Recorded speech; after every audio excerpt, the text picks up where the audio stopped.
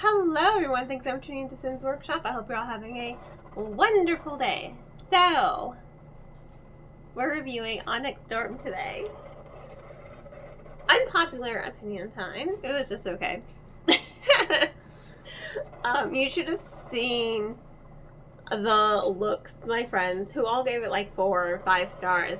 The looks they gave me. They're like, my friend Gina, she's like, we can't be friends anymore. And I'm like, come on, girl. It was okay. I liked it better than Iron Flame. And you know what? I will say this. I will say this for Rebecca Yarros. I am so glad she listened to the fans, because you can tell she's listening to us. Because she poked fun at the most problematic part of Iron Flame, and that being the toxic codependency between Xaden and Violet. That was by far the worst part of Iron Flame, the whininess. So I will say, I will applaud Yarros on that, because I thought that was one funny. And I'm like, great, she acknowledges what was wrong with book 2. So this is her attempt to fix it. And I do think she does fix it, honestly. I do think that the relationship between Xaden and Violet does grow. I do like a broody man. I always love a broody man. I love broodiness. But it had like a good balance a little bit. Honestly, if I had to really equate it to something, I would say they reminded me a little bit of Tifa and Cloud, even though I'm a Cloud and Aerith shipper all the time, every day. That's from Advent Children. There we go. They were totally Tifa and Cloud from Advent Children. Is my inner nerd showing yet? So that's how I would equate the relationship in this book. And that's probably why I liked it a lot more as well, because there's still a lot of angst between them, especially after the events of Iron Flame. If you haven't read the book by now, I'm not about to spoil it for you, but after those events, you understand why there's so much angst and tension between their characters. But at least they're kind of there for each other more so than they were in the previous book. So I will say the relationship develops better. It matures, and there's a reasoning that makes sense for the tension between them in this novel. That being said, I was still bored out of my ever-loving mind reading this book. Maybe I just wasn't in the mood for it. I mean, I had put it off for 2 months because there were other books that I wanted to read more so than that one, because again, I wasn't impressed by Iron Flame, so it was like kind of putting it off. I'm like, you know what, no, let me actually read it, so that way everyone can get off my back. You know who you are. But I was just bored. It felt like a whole lot of nothing happened, even though some important things did happen. They're, going to the different continents. We find out Andarna's breed. She's an Irid, just so you know. I'm only going to tell you that. But that part I thought was really, really interesting. I think I wanted to see more of them traveling, because I love when, you have a fantasy and they start traveling. I would have liked them to travel a little bit more. They're pretty much hopping from island to island outside the continent, and what's really interesting is there's no magic outside the continent. So other than Violet, she's the only one who can communicate with her dragons. Everyone else is like wall blocked. So then there's this whole question of why is Violet the only one, and it connects to a plot twist that happens later in the book that I was just like, oh, that's a really cool plot twist. Didn't see that coming, wasn't even on my radar, right? I formed no theories of this book because I didn't want to be disappointed or see something coming. So I will say that there were parts of the book that did surprise me. However, a lot of the battle brief scenes were a little too long and a little too tedious, in my opinion. I don't mind battle brief scenes. I've read books. I'm a high fantasy reader, so whenever there's like war or battle brief scenes, I don't mind them.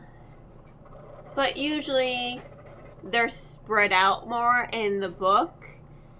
They were a little too close together, and they felt a lot like info dumping, and I'm just sitting there and I'm struggling to read it because I'm just bored out of my mind. I'm like, oh my god, this is boring. This is boring. It just felt like a lot of info dumping to me. I don't think that those battle brief scenes were unnecessary. However, I think Yaros could have written them in a different way to make it a little bit more engaging. You know, I think a lot of what goes on in Violet's head internally, I think if it had been external, it would have added a little bit more excitement and a little bit more tension in the storytelling, and it probably would have made me less bored. If there were more tension in the scenes, yes, we get it. The Griffins, no one likes the Griffin writers, we understand that, but if there had been a little bit more tension outside of that, in them adding more to the battle beast, I think I would appreciate that a little bit more. Because there's a lot going on. There is a lot going on. I'm not going to dispute that. And I think the battle briefing scenes were a time for Yaros to really slow down the story and really pull you back into it. But for me, they just didn't work that way. They were very, very boring. I think all the island hopping went too fast. I think the battle brief scenes should have been shorter. And I think them going from island to island to island, I think those scenes and exploring the different gods and exploring those different cultures, I think I would have liked a little bit more of that because it would have added some more world building without info dumping it. I think so much more could happen on these islands. I'm like, I'm fascinated by these islands. I wanted a little bit more exploration on the islands, but they're all just like blip, blip, blip, blip, blip. So I think she should have swapped her attention, Yaros. I think she should have devoted a little bit more time to their time outside the continent and on these specific islands, and a little less time on the battle brief scenes. And I think she should have spread out those battle briefs a little bit more. I mean, I started physically reading that, but because it was like struggling to hold my attention, I ended up just audiobooking it. And this was the book I really just wanted to read. You know, I wanted to read it physically. I ended up having to audiobook it, which I did not want to do, but it was just a struggle. It could not hold my attention. Mind you, right before that, I had read I had read Songbird and the Heart of Stone.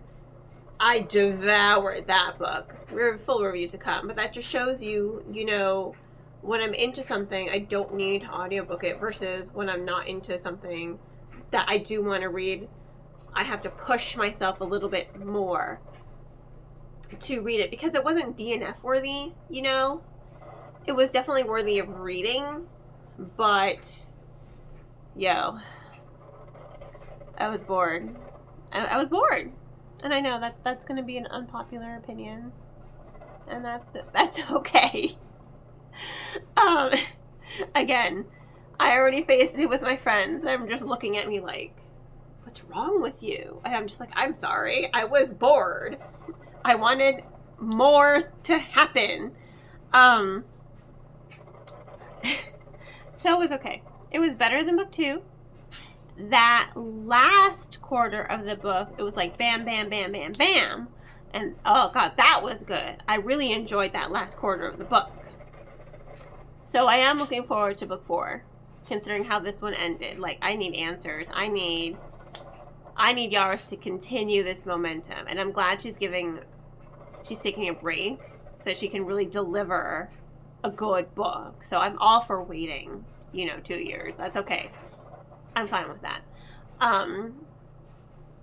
Overall, I gave it a 3.5.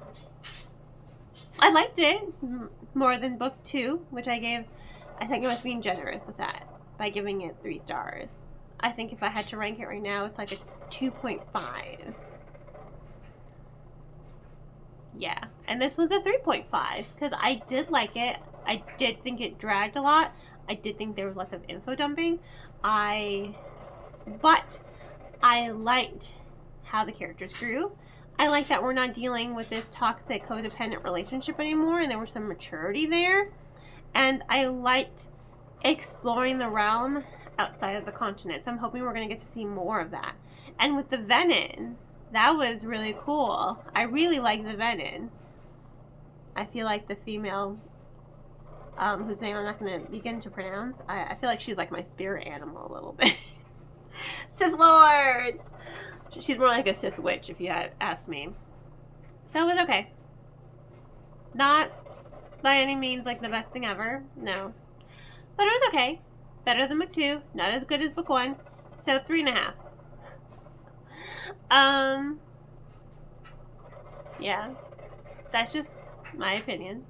Thank you all for tuning in. Please don't forget to like, subscribe, and share with all your book loving friends. I hope you all have a wonderful rest of your day, and as always, happy reading.